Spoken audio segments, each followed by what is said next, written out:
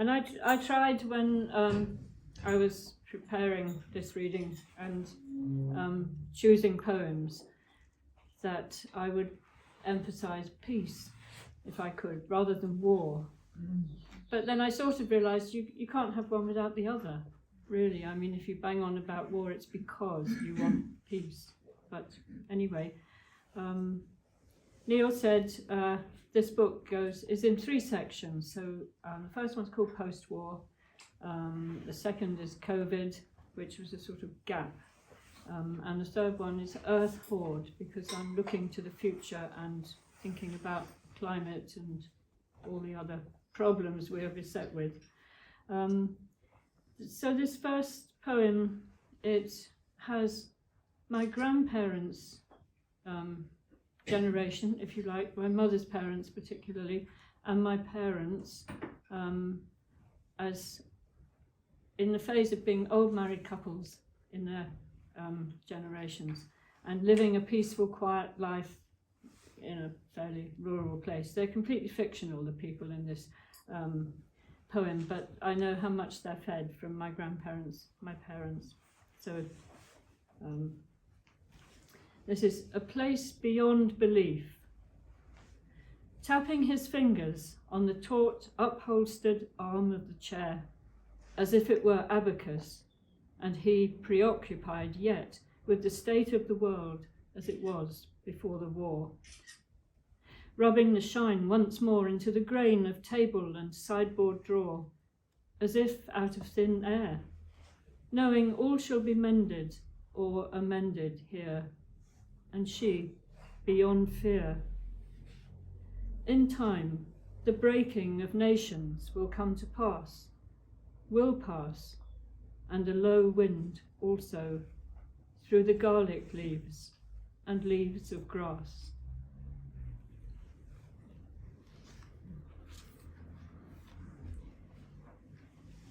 I'm going to read a poem for an uncle who wasn't there because he was killed during the war and I was born afterwards. He was my mother's older brother, and he had spent the 20 years of his life always wanting to fly. So he joined the RAF and he became the navigator in a Lancaster bomber. And one night in April 1943, my grandmother apparently woke up and said, "Something's happened to John." And it transpired that the plane, they'd been on a raid dropping bombs on Pilsen in what was then German-occupied Czech Republic. It's changed its name so many times. And they were flying back over France, and the plane was shot down.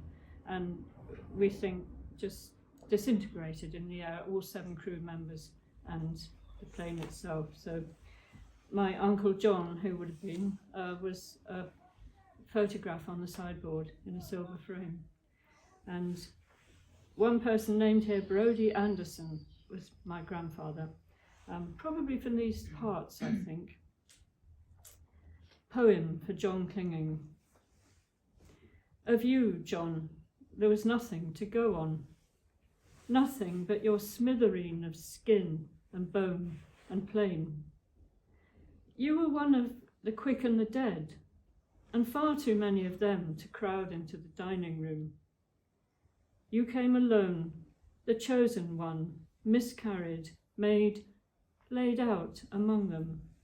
Gran, my mother, and in the blustering silence, Brodie Anderson. And then you were no more alone, old navigator, party to their incompletion. So it was that when at last my mother helped me lay her down, I took you into my own heart's pondering. And still she claimed, and wouldn't dream of claiming you, her one and only. You'd have liked him, she said to me, often. I think I would have done.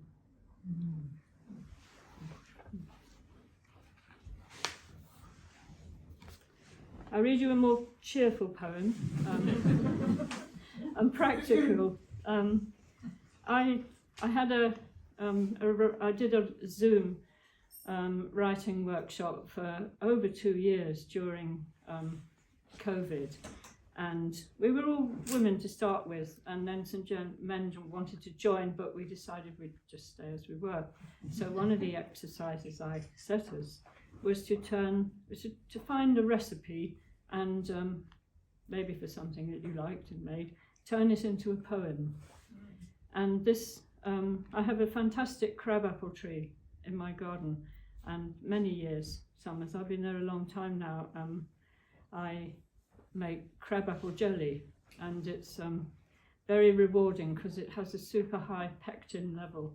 So you have this great pan full of juice, and after 3 minutes of within 3 minutes of reaching boiling point, it sets. You hold the wooden spoon and it drips, stops. Fantastic. So in this poem, the structure of it is I'm telling my niece how to make crabapple jelly, and she's helping me. And when she'd just done her GCSEs, Clara, my niece, came to stay a few days on her own, and she did help me with the cooking, only it wasn't crabapple jelly season, but I adapted it. Crabapple moon. Bring me my preserving pan. It belonged to Gran, my Gran. Tip the washed crabapples in, and water they can boil and bob about in. They'll simmer until tender, and we can wander. We'll set 2 chairs upright in the dining room, back to back, with about 6 feet between them, and lay 2 tied together bamboo poles across the top. Think crossbar on a bicycle. We'll set the mixing bowl upon the milking stool between chairs in the middle.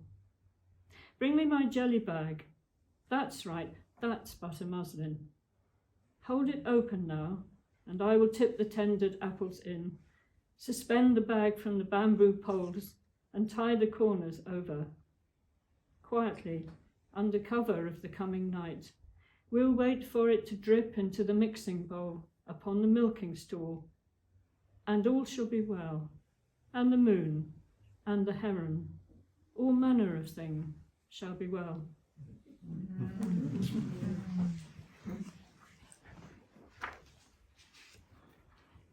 I'll go on to the COVID section and read you a couple of poems. One sad, one more cheerful. This was right near the beginning of lockdown, and I went for lots of walks on my own, which I actually really like doing. I also went for walks with friends. I live in an ex-pit village on the about 5 miles from Durham, and in a long terrace of 60 houses, and a quarter to a third have been taken over by incomers like me. And it was a lovely place actually to spend COVID, because it's the sort of place where you can live alone but feel very supported, and that really suited me. But I was walking alone on the day that gave rise to this 5-liner, and I was thinking, because I was 71 when COVID came and lockdown was declared, and I was absolutely furious that I couldn't run around because I might die. Couldn't go out and run around and be helpful. It was very good, I think, in retrospect, but I was thinking about crumbs. I might die for the first time in my life, really.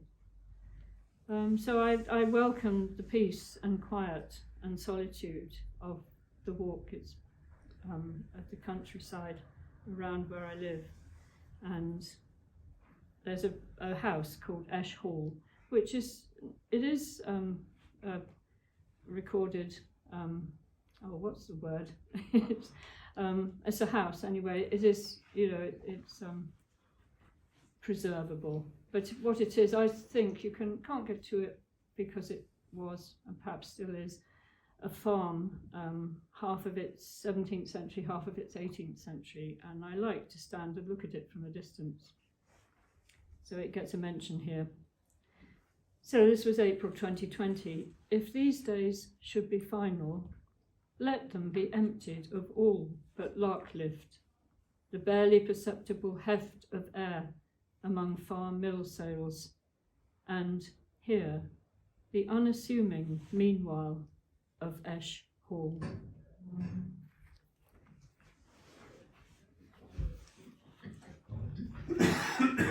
And this one of the other things I did with the writing group was look at Anglo-Saxon poetry, which I really love. I only read it in English translation, but it's got all sorts of complicated rules to do with alliteration and a number of stresses in each line and how the sound patterns work. So the Anglo-Saxons were very keen on riddles. So what I set us to do was to think of something and present it without giving the game away as in a riddle. And then we had to bring our riddles to the group. And when somebody had guessed, then you could give your poem a title and it would be what it was. And I decided to write about a COVID face mask, and there would be many left, blown away or simply chucked down on the extra railway line walks near my house or caught in trees, so on. But I warmed to this face mask as I went on, and it actually turned into a bit of a love poem, quite unintentionally. Mask. This is for Tom, just to embarrass him. I am clout, cast, and caught in undergrowth, or lying dead mid-path, among middens, lost in mud for good, or gallimorphery. Look now, I was well-intentioned. Worn with love, I would caress your face, as if with kisses, subtle, slow, as silk or Celanese. I'd cloud your glasses quietly, while in queues you stood and waited for an ambulance, or amber, from the Baltic Sea. Simple, silly as the summer day, when Satan fell, fine-fettled, from the sky. That's absolutely my favourite bit in Paradise Lost. It was a long and very busy and chaotic description, as I remember it, description of pandemonium, where all the demons or devils are milling about. And then I can't quite think how these bits are related. In The Penguin, you turn the page, and there's this sense of it's an early summer day in England. It's lovely, soft light and temperature, and out of that, Satan comes flying from heaven into hell. But it isn't Satan that matters, it's the way he lights up the beauty of that countryside. So it's a bit like war illuminating peace, I think, and the blessing of it. Gosh, things are really hard to explain sometimes. 46. This one I wrote during the course of a day, which was partly meditation and partly talking about a Christian person. It was a very nice series. We'd do about 3 such days a year. We'd choose a mystic, usually, and spend 3 months or so reading up and thinking about them, and then we'd meet for a day, and it would be a mixture of talking about that particular person and actually doing meditation. So this was at the beginning. the first meditation of the day, and there were not very many of us, and we were in a part of Northumberland. I don't know where it was, but it didn't look like Northumberland. It ended, the drive up ended with a little crooked path, steep down over a burn and to an old ex-farmhouse, and we were in the living room, which gave on to the greenhouse. The doors were open, and the greenhouse door was open to the world, and in the world it was raining. And I don't know, this poem just came to me, and I stopped trying to meditate properly and actually let it write itself in my head.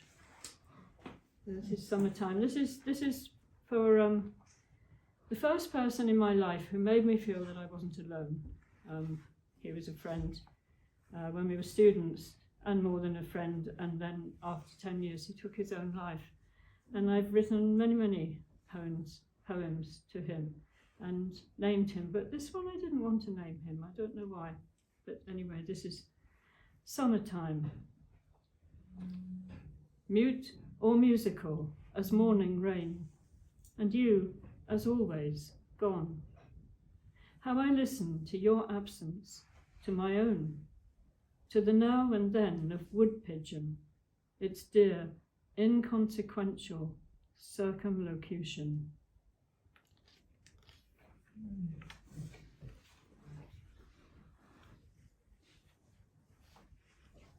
I'll stick with trees for the next two.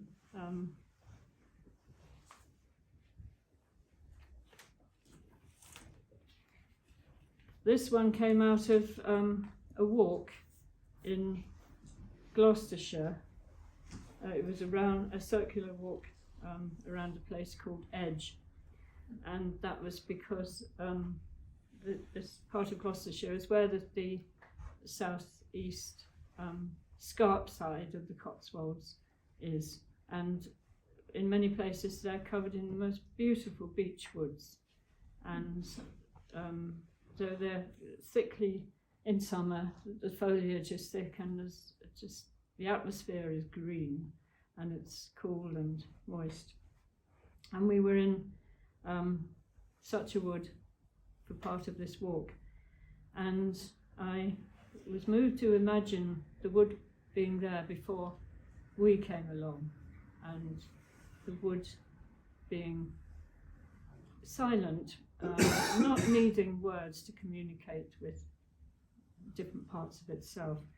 And it set me, it's very negative about language for a poet, I have to say, but it's looking at the disadvantages of it. And there was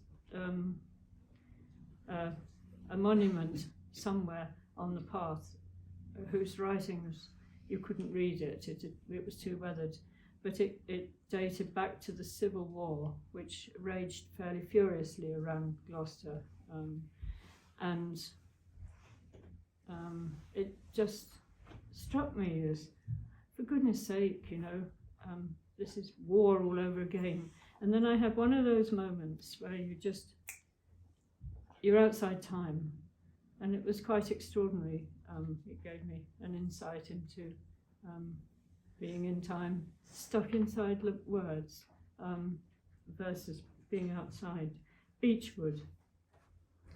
Abiding in being, well-being. Brood hen before the world's stillborn, as word or byword, say, or sobriquet. To heart's tongue, home. Illegible the stone memorial to men who, in the Civil War, and always for the sake of one side or the other, battled over Gloucester. World of a sudden stilled in me, as if in meditation, and momentous, momentarily, without money, as I am. And this tree poem is a celebration of the trees in the wood by the old railway line that served the pit in Eschwinning, the village where I now live. And there's a whole network of old railway lines. There's a whole circle of villages ex-mining villages around Durham City. And we have our share of railway line walk. And this was the 19th of July 2022, and Radio 4 very sensibly advised not going out between 11 and 3, because it was when the heat wave came, and somewhere in the Midlands, I think, hit 40 degrees. But I was far more impressed by the fact that we hit 36 degrees, even in the northeast.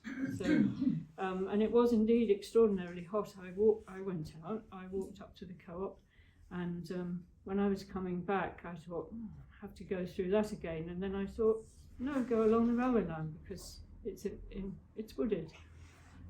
But as soon as I got into the woods, it was such a relief.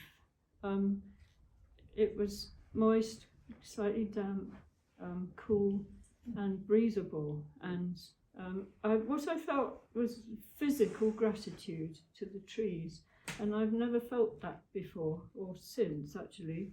And I started, the poem started coming to me, and when I got home, I wrote it, or I wrote the first draft of it before I'd even unpacked the shopping, so to get it down and thank those trees. And I think it took me 4 days before I realised, looking at the poem, I was seeing them as redeemers, as beings that were doing mopping up some of our dirty climate change work. Because, I mean, through photosynthesis and through being carbon sinks, they really help diminish some of the carbon emissions that contribute to global warming, greenhouse gases and global warming. So,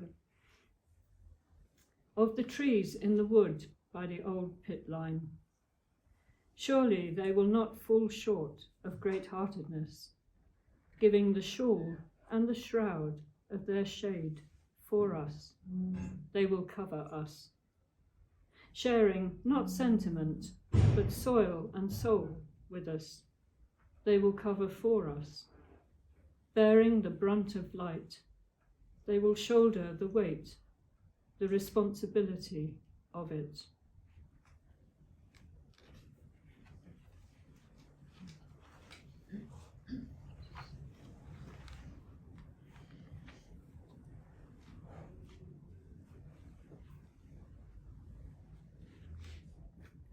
And another poem from this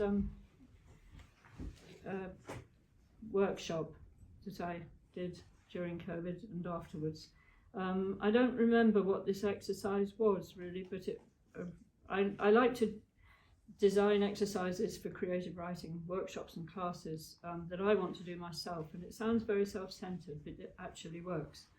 And this one had something to do with museums and the old-fashioned sort that still have things in glass cases and neat little cards beside the things declaring what they are. And again, the word Philemon came to me, and it's F-I-L-A-M-E-N, and goodness knows from where. But Philemon was a place without a museum, because this is sometime in the future, hopefully quite a long way in the future, when the ravages of climate change, forest fires and floods and immersions and so on, have made it impossible for societies to live in stability in the places where they started and had been for a long time. So this is, I imagine, a sort of nomadic group here, probably in this country, and they don't know what to do with themselves. They can't live where and in the way that they did, so they just wander.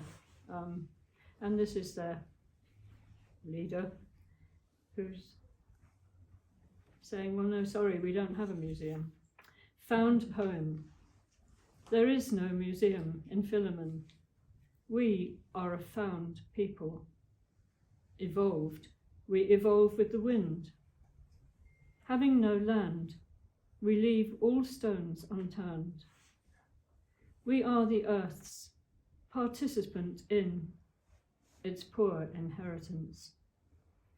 Who can opt out of the indivisible dance of where and when? We are momentary, dust. We are neither first nor last.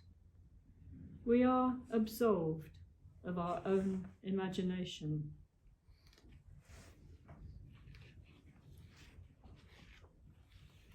And my last poem, its title is a quote. Sorry, I'll find it first.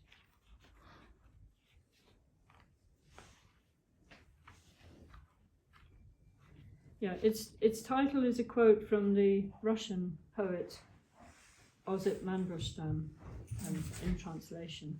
One of my absolute favourites, who was put to death by Stalin. It's thought, I think, on a long train journey to eastern Siberia and a labour camp. But he was a spirited soul. He had provoked Stalin with a very rude poem about him, but anyway, he paid for it. I've remembered these words, and I thought perhaps they came from a poem and I'd forgotten, but I think they were actually in a letter to a friend. And when I googled it, I discovered that it was quite well known. The words are, "I love this poor earth, for I have known no other." And that just has a sort of dottiness in a way, and simplicity, and a real love, I think. And so I took those words became the title for this poem, which is very short and concerns all of us and the earth. I love this poor earth, for I have known no other. So Mandelstam, with nothing but his own I am, would give it again and again to each of us, anonymous, alone, in its brown paper bag, no longer stone, but bread bun. Thank you.